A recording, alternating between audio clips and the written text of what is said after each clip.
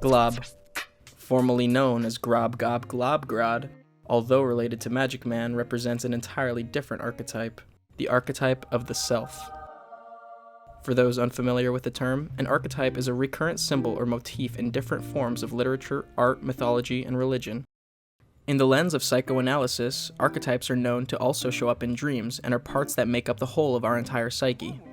Last thing I'll mention about archetypes is since they are recurrent through many different stories historically and are even acted out and projected onto people from day to day, this points towards the possibility of there being a collective unconscious, a mechanism almost universal between humans as a whole. The self, commonly represented by deities and prophets, symbolizes totality, authenticity, and a growing awareness. They are the center point of which everything is related, the connection and balance between conscious and unconscious, masculine and feminine. The self constantly seeks a situation in which it can be its truest self.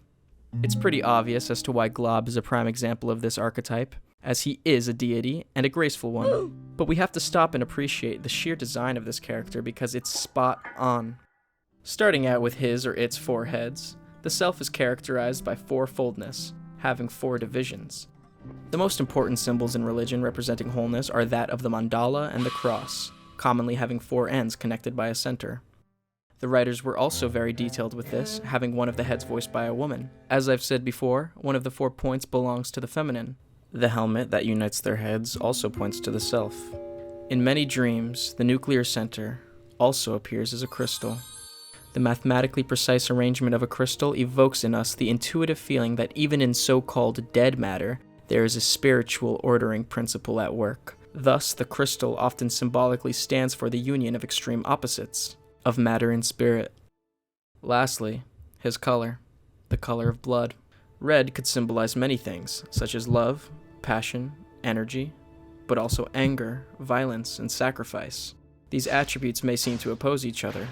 Glob is comprised of all kinds of contradictions, but as we'll soon see, he demonstrates all of them, and all at one moment.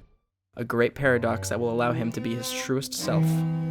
Season 6, Episode 25, Astral Plane, starts out in the starry night with Finn and Jake camping in the woods and laying down by the fire. Finn sparks up a conversation. Isn't it sort of strange that we keep pets? We kind of make them worship us. We're their only source of food and water, and like tummy rubs, they basically have to love us. Jake stays uncomplicated and wisely says, "Subscribe to T-Break. They're a pretty cool channel." He also says, "What's wrong with tummy rubs?" I won't say too much about this, as I'll come back to it later on, but this does give us a taste of Finn's pessimistic attitude towards love and nurture in this episode. As if caring for something is a form of manipulation. As if love can be forced. A so-called star, which is quickly later shown to be a comet, captures the eyes of Finn. It's something far and unknown, which stirs up his curiosity, that initiates his exploration and astral projection within this episode. Jake pinches out the campfire and they both go to sleep. In Finn's slumber, a ghost-like version of himself is extracted out of his physical body by the allure of this comet. Finn floats and drifts away by this force that is not consciously controlled by him.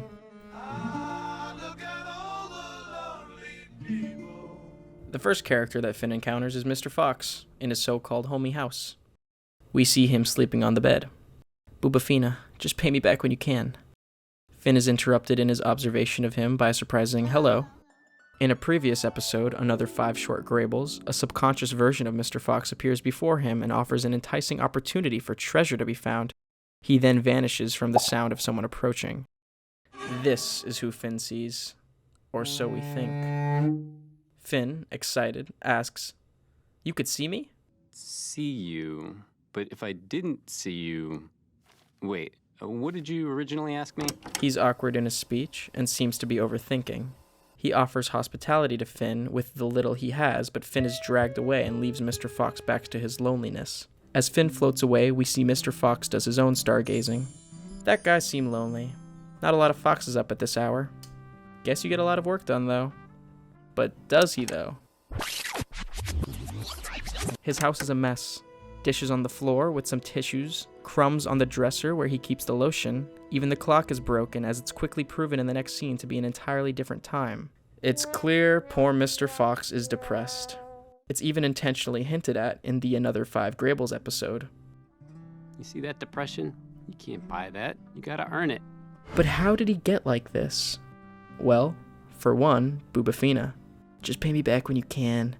Mr. Fox literally spends most of his time longing for Bubafina, although it's a lost cause. Time he wishes he can get paid back. He's still stuck in the past and has nothing else to pull him away. There's a split within him he must realize. Going back to the Five Grables episode, you'll notice his subconscious self's eyes stay shut. In this episode, they aren't, and they don't even resemble each other in demeanor. That's because Finn isn't talking to his subconscious and probably wouldn't want to. What a jerk. He's talking to his conscious self that's always awake, like an insomniac. What's being illustrated is that his subconscious is always metaphorically sleeping, meaning this side has been repressed. This side of him is his deep, natural emotions. As it's evident, this side speaks its true mind and carries the secret to hidden treasure. It was only in a moment of an outside force that brought out his fear, in which they were reflected and became one. Finn's final thought reminded me of lyrics to the song Eleanor Rigby by the Beatles, a song about loneliness. Look at him working, darning his socks in the night when there's nobody there. What does he care? Although he stays up, he works on mundane and monotonous tasks. He must move, let go of the past, and transform with passion and vigor, as that's what time truly is. Movement. And not just 2 hands on a clock. If you realize that all things change, there is nothing you will try to hold on to. Lao Tzu. Mr. Fox is a prime example of the motif of the king who has fallen ill and spends his days in bed, a common symbolic image of the emptiness and boredom that can mark the initial stage of transformation. As we see long after in Adventure Time Distant Lands, in the episode Together Again, we do see him transform into death, and he fits the role well since he was passionate about sleeping all along, but for a long time just couldn't get his full self to fully rest. The next character Finn observes is Bounce House Princess, and she's very anally retentive. We first see her with a blank and bored stare at work, as the raggedly dressed kids jump around.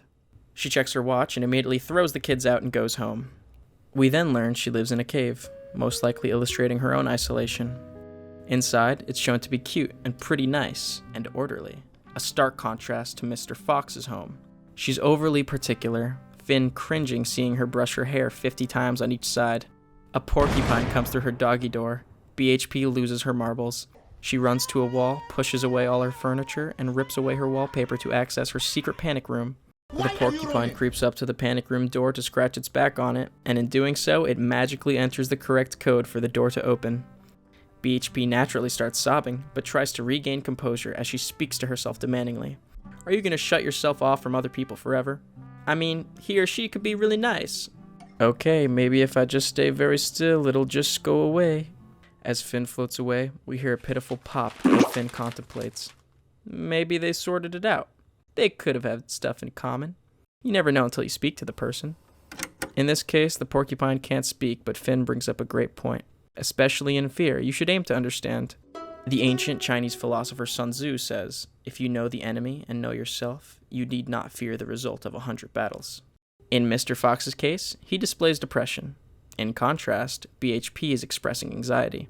It seems to be coming from this need for excessive order and perfection. At the slightest change of her schedule or environment, she comes crashing down. How ironic that a bouncy house that could physically open up to people is afraid to mentally open up. It's natural to sometimes subconsciously overcompensate out of fear and insecurity, but it comes at a cost. In BHP's case, out of desperation, she leaves the door open for just anyone to come in. It's a lesson in going for what you truly want through facing your fears instead of settling and letting things come to you, leaving it to chance in the hope you'll get lucky. This scene is also about sacrificing in order to make and maintain relationships. The presence of the porcupine is likely meant to reference the porcupine dilemma, a metaphor conceived by the German philosopher Arthur Schopenhauer. One cold winter's day, a number of porcupines huddled together quite closely in order through their mutual warmth to prevent themselves from being frozen. But they soon felt the effect of their quills on one another, which made them again move apart. Now, when the need for warmth once more brought them together, the drawback of the quills was repeated so that they were tossed between two evils. This metaphor explains the pain and sacrifice it takes for a warm relationship in opposition to a cold loneliness. This strongly connects to BHP's situation, although in her case it's even more extreme. But she herself is extreme. Like a quote from Heraclitus, when things get to their extreme, they turn into their opposite. Like in the case of anxiety, the harder you try not to panic, the harder it becomes. She's too excessive in her orderliness and routine and must sacrifice some of it in order to become more connected and have new experiences. She can't have her cake and eat it too. Finn sees the Cloud Kingdom in the distance with colorful flashing lights. The Cloud people are shown to be partying hard, and we're presented with our next character, everyone's favorite, the Ice King, who is shown to be providing the ice to everyone's rum and coke. Ice King tries to rizz up a cloud lady named Lauren, but bro got no game, and he's losing aura. He acts a little pompous and starts lying about himself, saying he's friends with some pretty cool people, like that guy Finn. He says he and Finn are pretty tight, and uses this lie for some clout. He's irritated by others who come near him. He throws a tantrum and freezes all the Cloud people, leaving them to sink down to the Earth's ground. He ends by saying the party was weak anyways as he stands alone. Finn contemplates again. Poor Simon, I guess? Poor Simon, sort of? It's like some part of him wants to be a sad Wong Lord. But why would anyone want that? Is there some sort of incentive? To answer the question, yes, sort of. The way Ice King acted is a psychological defense mechanism. In the way Mr. Fox represents depression and BHP represents anxiety, Ice King represents delusion, more specifically, delusions of grandeur. Grandiose delusions are a subtype of delusion characterized by extraordinary beliefs that one is famous, omnipotent, wealthy, or otherwise very powerful. Starting out with an outfit we've never seen worn by him, it's pretentious and not true to him, especially with the fur, which symbolizes status, wealth, and luxury.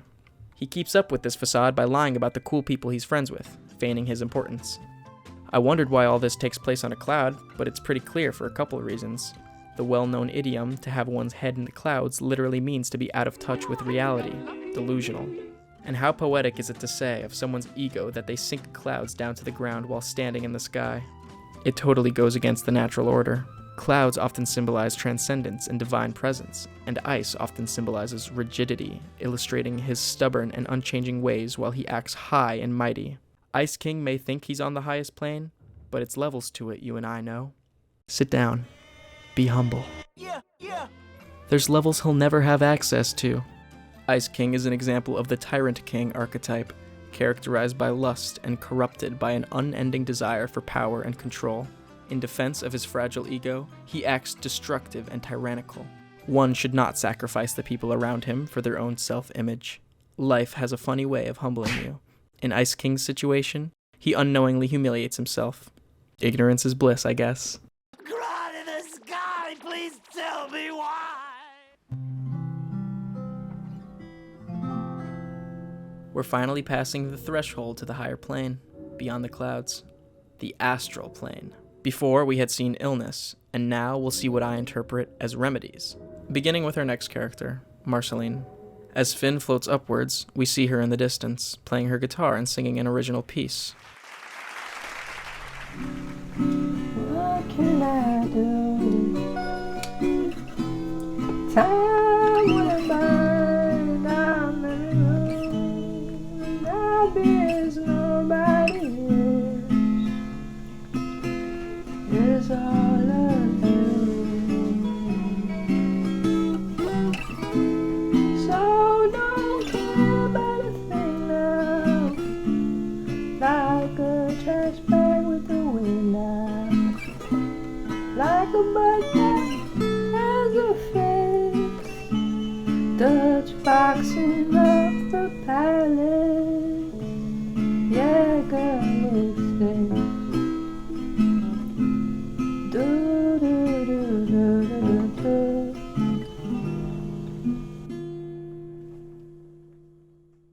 We don't need to read too deep into these lyrics. It's obviously nihilistic, pessimistic, and she's basically saying that her life is like a fart. Her song is most likely inspired by her rocky relationship with Princess Bubblegum, as she references a palace. Finn thinks to himself, I wonder if being a sad loner gives you more raw materials to form song ideas. Is that where creativity comes from? Sad biz? What this scene illustrates is catharsis. From the ancient Greek word catharsis, meaning purification, it refers to the release of repressed emotions, such as pity or fear through art. The Austrian psychoanalyst Sigmund Freud believed that catharsis could release the paralyzing effects of negative memories. Even though her song comes from a place of great pain and sadness, Marceline is able to turn the ugly into something beautiful. She uses her struggle as a source of motivation and inspiration, and in doing so, she releases the tension of it. A song, especially a sad one, connects people, as it's comfortingly relatable. Good art is something that bonds us. The famous German philosopher Friedrich Nietzsche, who I'll be coming back to later, had this to say about music specifically. God has given us music so that above all it can lead us upwards. Music unites all qualities. It can exalt us, divert us, cheer us up, or break the hardest of hearts with the softest of its melancholy tones. Part of what this scene is trying to get across is one should express their emotion through creation, to use your pain to guide you to share something beautiful.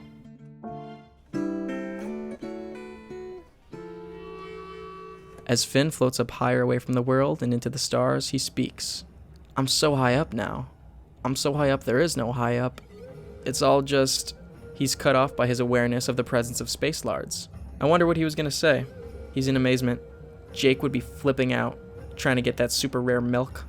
Make a sick flan with that milk. Suddenly, they shoot beams out of their mouth towards Finn, who's in the center, and summon the Mother Lard. Finn's now inside the Mother Lard, and a baby space Lard looks right into his eyes. The baby is born and says Finn's name. After witnessing space birth, Finn floats away higher. He says, well, that was creative, and it wasn't sad either. So maybe birth is the greatest creative statement in all of the universe. This is an important scene, foreshadowing Finn's symbolic rebirth and newfound gratitude. He mentions their rare milk. Milk is a great symbol of abundance, purity, and divine grace. It took the union of all the space Lards and their emitting light to summon such a great power, an analogy for the beauty in working together in harmony as humans, light being a symbol of life, healing, and creation. The baby space Lard is a reflection of Finn and his new perspective, that life is a great and beautiful gift, not meant to be taken for granted, as it's abundant when you truly search and explore. As Finn floats off even higher, the baby space Lard and the others give him a boost, traveling at a great speed past the moon and leave him hurling towards Mars. It looks as though the people are evacuating and we are introduced to our final character, Grob Gob Glob Grod. He orders to fire the defense missiles towards the comet that has been heading towards their planet the whole episode. The missiles are ineffective. We learn about the irregular nature of this specific comet as it's off schedule and never heads towards Mars. The comets are known to be a powerful agent of change. Glob asks Finn what he thinks about all of it, and Finn is surprised Glob could see him, but he's Glob. Finn poses an important question to Glob. If just being born is the greatest act of creation, then what are you supposed to do after that?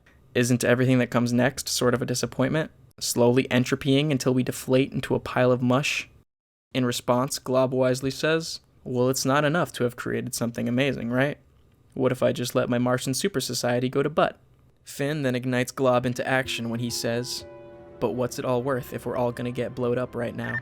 In one moment, without hesitation or a second thought, he shoots up into the sky towards the comet, displaying his totality. Through the energy of love, passion, and extreme anger, he collides into the comet, which ends in an explosion and sends Finn falling down back into his body. He wakes up and screams in terror and wakes up Jake. Finn, still in shock, confirms. Glob is dead.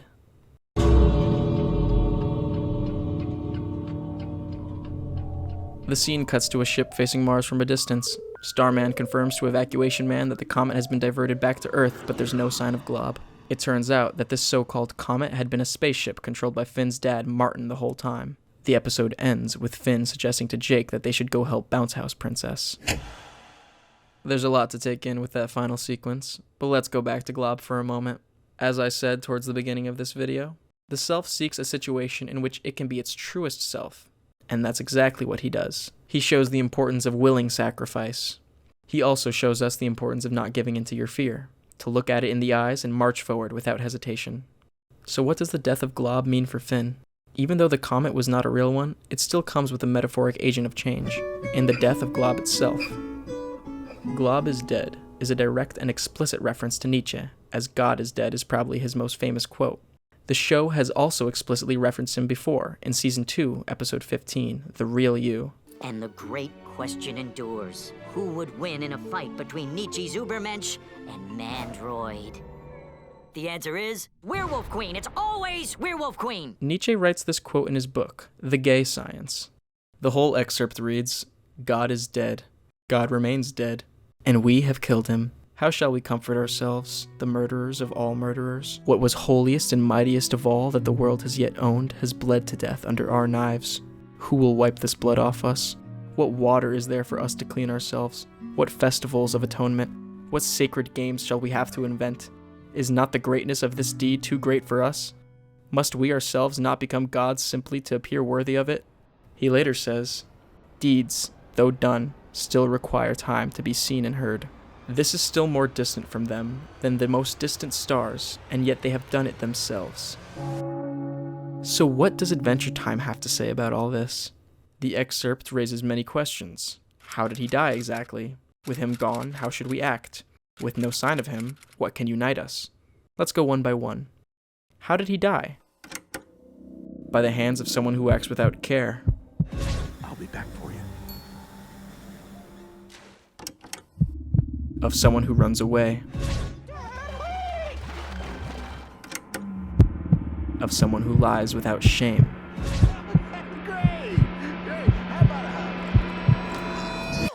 By the people who lost control.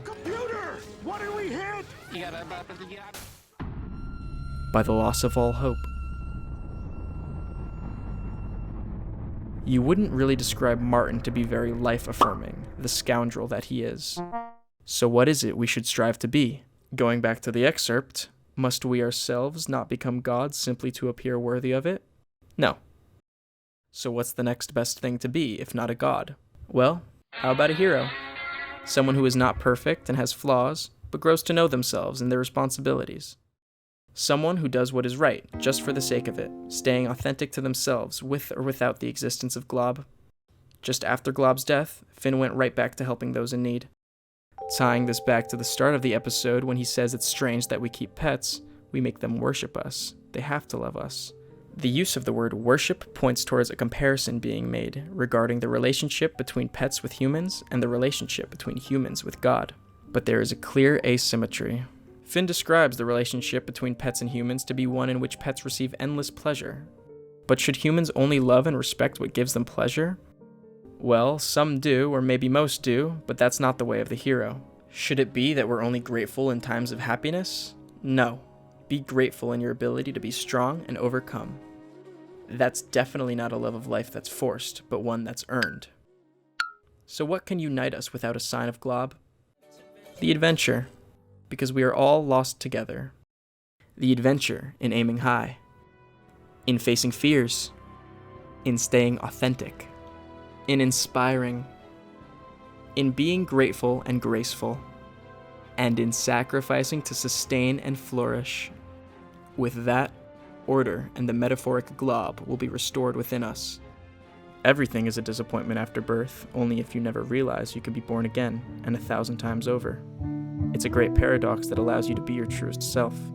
Even with Glob dead, he can still live on. It all just starts with you. And would you look at that? He was alive all along.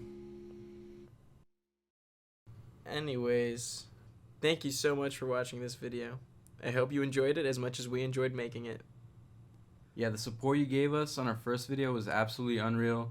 We read and appreciated every single comment. Please go ahead and leave more thoughts and suggestions on this one. Yeah, seriously, to everybody who subscribed and asked for more videos, we absolutely will and are extremely grateful, all right? And would sacrifice our lives to a comment and let this channel live on for all of you. Yeah. Wait, no, we have to. No, we're using that one. Sorry for the wait. 50K subs and we quit our jobs. The support you gave What are you us? talking about?